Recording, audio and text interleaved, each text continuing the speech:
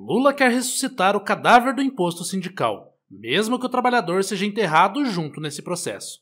Este é o Visão Libertária, sua fonte de informações descentralizadas e distribuídas. Ajude a propagar as ideias de liberdade. Deixe o seu like e compartilhe com seus amigos. Um artigo seu pode virar vídeo aqui também, sabia? Este artigo foi sugerido por Xandão é Macho por causa do cargo, escrito por Supremo Tribunal Federal, revisado e narrado por Gordinho Caipira. A recente tentativa do governo Lula de ressuscitar o imposto sindical, uma proposta que apenas agrava o decadente poder de compra do brasileiro, reacende uma velha discussão no Brasil sobre a relação entre o Estado, os sindicatos e os trabalhadores. A proposta do governo que visa estabelecer novamente o imposto compulsório para financiar as entidades sindicais promete gerar uma arrecadação de mais de 4 bilhões de reais por ano, caso seja aprovada. Como bem sabemos, a proposta não é novidade, ela representa mais um capítulo de uma longa trajetória de tentativas do governo Lula de ressuscitar um modelo sindical que deveria ter morrido junto de seu progenitor em 1953. Essa nova investida, assim como as anteriores, levanta uma série de questões sobre os reais interesses por trás dessa manobra política e o impacto que ela terá na democracia. Antes de assumir o cargo de presidente da República, Lula era um forte oponente do imposto sindical, que ele considerava absurdo e criado para apoiar o peleguismo. Em 2005, Lula chegou a promulgar uma medida para acabar com o imposto, mas o petista rapidamente percebeu que era muito mais benéfico alinhar-se aos sindicatos. Parlamentares aliados mudaram seu projeto de lei e acabaram por aumentar a proporção de centrais sindicais entre as organizações que se beneficiaram da transferência de fundos obtidos do imposto sobre o salário de trabalhadores da CLT. Além dos benefícios e privilégios desfrutados por muitos diretores, esse fundo bilionário sustentou as organizações por décadas, muitas das quais não tinham representação alguma, até que uma mudança na lei em 2017 acabou com o empreendimento. Na época, a mudança foi saudada como um passo significativo em direção a relações empregador-empregado mais livres, e rechaçado como um grande revés para muitos que perderam sua fonte de dinheiro fácil. Os sindicalistas esperavam virar a maré ao seu favor, se aliando à mula de 9 cascos, que há poucos anos rotulava os sindicalistas como pelegos. Em 2022, Lula fez uma promessa aos sindicatos de que tentaria reestabelecer o imposto se eleito. O presidente tentou cumprir a promessa diversas vezes, usando subterfúgios como a contribuição sindical para atingir tal fim nefasto. Todos nós nos lembramos das imensas filas e burocracias que os trabalhadores tiveram que enfrentar para apresentar suas cartas de oposição e exercer o simples direito de usufruir dos frutos de seu trabalho. A medida deu uma pequena sobrevida aos sindicatos, mas a repercussão negativa obrigou o governo a recuar, abandonando a questão temporariamente. O governo agora está planejando uma nova ofensiva para as próximas semanas, desta vez com uma proposta bem mais audaciosa. O novo projeto prevê a recriação do imposto sindical como ele existia antes da reforma trabalhista do Vampirão. O governo planeja apresentar tal proposta através do parlamentar Luiz Gastão do PSD do Ceará, tirando dos ombros do governo o peso do desgaste que uma proposta descabida como essa tende a provocar, usando Luiz Gastão e seu partido como escudos para a decadente popularidade de Lula. Durante sua trajetória política, a alma mais honesta desse país sempre se vendeu como um defensor dos direitos dos trabalhadores e da importância dos sindicatos. No entanto, as ações do governo sugerem que Lula tem se valido de medidas questionáveis para fazer dos sindicatos uma base de apoio, principalmente na sua presente situação de perda de apoio e popularidade. Essa não foi a primeira e nem será a última vez que o governo do amor tentará reerguer os sindicatos, mesmo que a tentativa de recriar o imposto sindical fracasse. Essa insistência revela uma desesperada estratégia de Lula para tentar em vão reconstruir sua base política, principalmente utilizando os sindicatos para mobilizar apoios em momentos críticos, como o atual cenário de crescente apoio a Bolsonaro. Mesmo que a proposta não passe, e tudo está apontando para isso, o governo Lula vai tentar a todo custo ressuscitar essa velha chaga da política nacional, o sindicalismo estatal.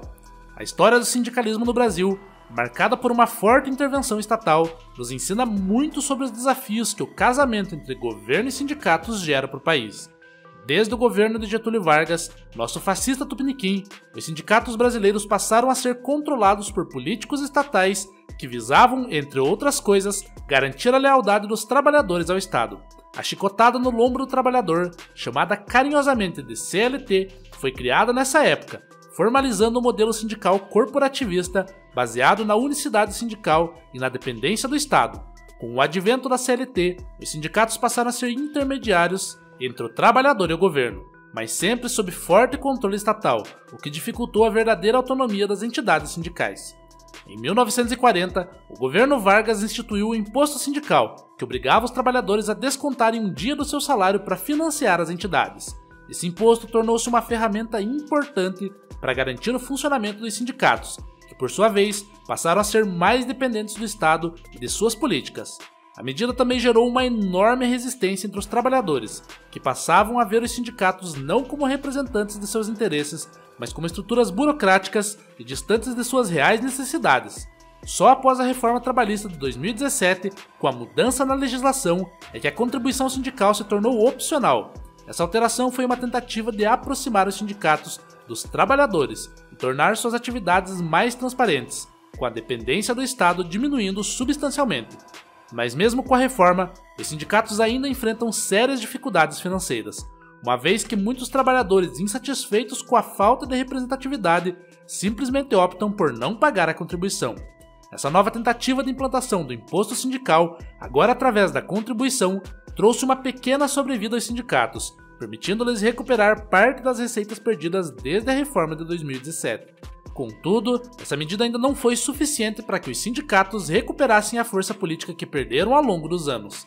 A dificuldade em manter uma base de apoio e a crescente insatisfação popular com o governo são sinais claros de que a crise do governo Lula se avizinha.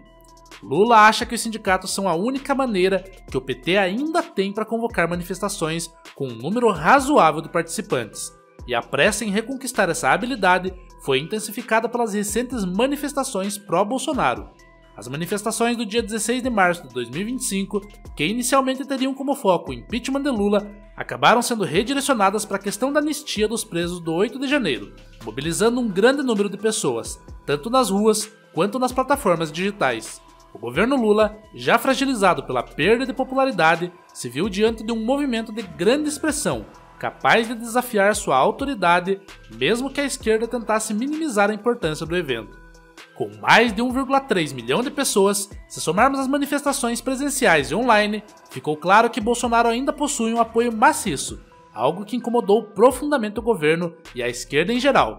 Os governos de esquerda no Brasil, especialmente os do PT, sempre usaram os sindicatos como um instrumento para inflar artificialmente os números de suas manifestações. Com o dinheiro garantido pelo imposto sindical, os sindicatos poderiam custear o transporte e a alimentação de seus membros, além de organizar eventos massivos de apoio ao governo. O problema, no entanto, é que esse tipo de mobilização artificial e financiada acaba perdendo força, principalmente porque ela não reflete o real apoio da população, mas sim a manipulação de números e discursos. A realidade que o governo nunca conseguirá mascarar é a de que a solução para o impasse do sindicalismo no Brasil não passa por essa retomada no modelo sindical estatal, mas sim pela criação de sindicatos independentes, que fossem financiados de forma voluntária pelos próprios trabalhadores e que estivessem alinhados às suas reais necessidades. O monopólio político da esquerda manchou a imagem do sindicalismo no Brasil e no mundo, criando no imaginário de milhões a ideia de que sindicatos e causas socialistas são sinônimos. Mas na realidade, os sindicatos, quando livres de qualquer interferência estatal, são instrumentos legítimos e até mesmo libertários, que podem ser usados por trabalhadores para representar seus interesses.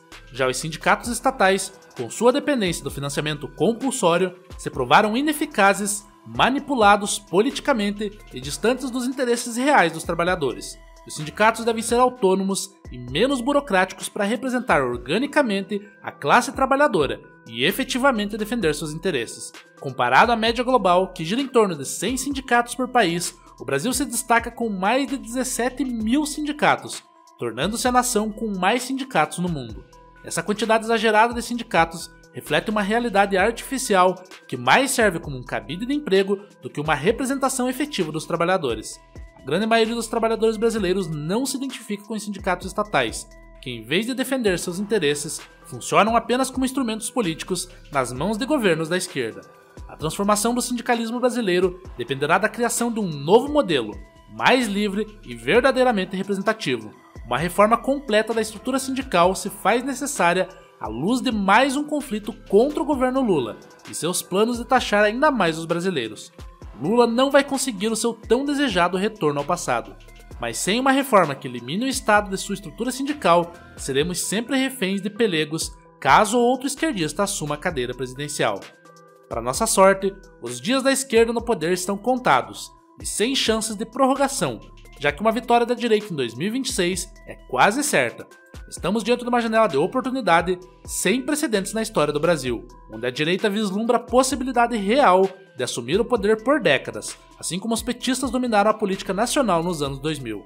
A volta da direita ao poder pode dar gás a várias reformas na direção da diminuição do Estado na vida do cidadão, incluindo a eliminação dos sindicatos corporativistas que assolaram o trabalhador por quase um século. Lula e toda a esquerda sabem muito bem que esse é o futuro que vem se desenhando, com a vitória de Trump e o ressurgimento da direita na Europa sendo sinais visíveis dessa transformação.